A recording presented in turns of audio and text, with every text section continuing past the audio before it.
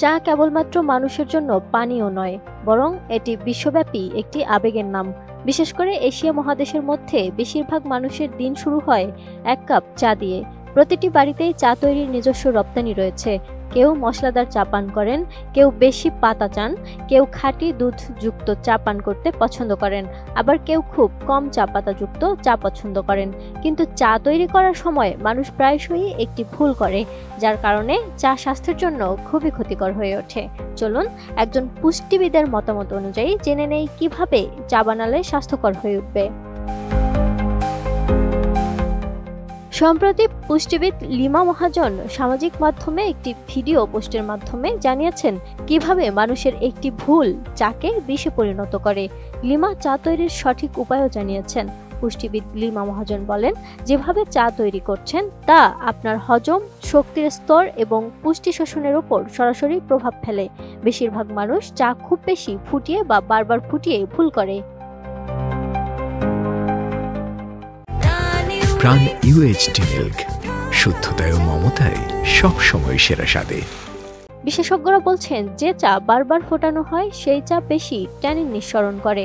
যদিও ট্যানিনের স্বাস্থ্য উপকারিতা আছে, তবে অতিরিক্ত পরিমাণের ট্যানিন মানুষের অন্ত্রের স্বাস্থ্যের জন্য ক্ষতিকারক হতে পারে।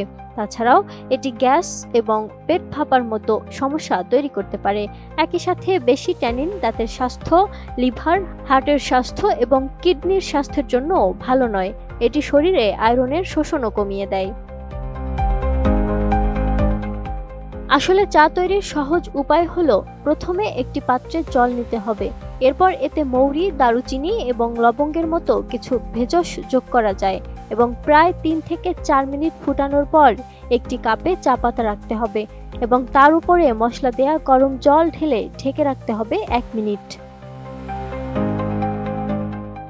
এরপরে দুধটাকে আলাদাভাবে ফুটিয়ে পছন্দ অনুসারে এই চায়ে যোগ করতে হবে। এরপর চাকে কিছুক্ষণ ঢেকে রাখতে হবে যাতে স্বাদগুলি ভালোভাবে মিশে যায়। এবার এটি ফিল্টার করার পর উপভোগ করার যোগ্য হয়ে ওঠে জনপ্রিয় এই পানীয়।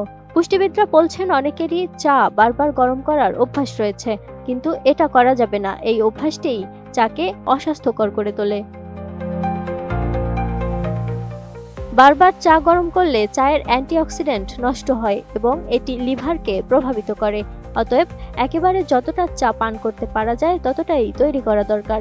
এছাড়াও চা গরম থাকা অবস্থায় তাৎক্ষণিকভাবে পান করাই ভালো। Lima Sayanti, desk report, ATN news.